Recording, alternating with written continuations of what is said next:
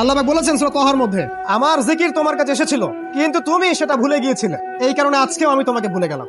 ওয়ামান আ'রাদা আন যিকরি ফাইন্না লাহু মাঈশাতান দানকা ওয়া নাহশুরুহু ইয়াওমাল কিয়ামাতি আ'মা।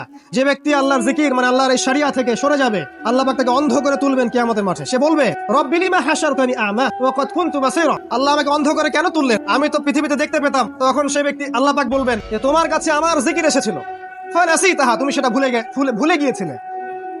ফানাসিতাহা ওয়া কাযালিকাল ইয়াওমা তুনসা, আর এভাবে আজকে আমিও তোমাকে ভুলে গেলাম। নাউযুবিল্লাহ।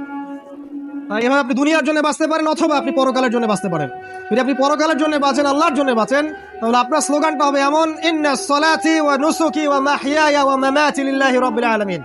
আল্লাহ, আমার সালাত, আমার সিয়াম বা আমার কুরবানি, আমার সালাত, আমার কুরবানি, আমার ত্যাগ, আমার জীবন, আমার মৃত্যু সবকিছু লিল্লাহি রাব্বিল আলামিন, জগৎ সমূহের প্রতিপালক আল্লাহর জন্য।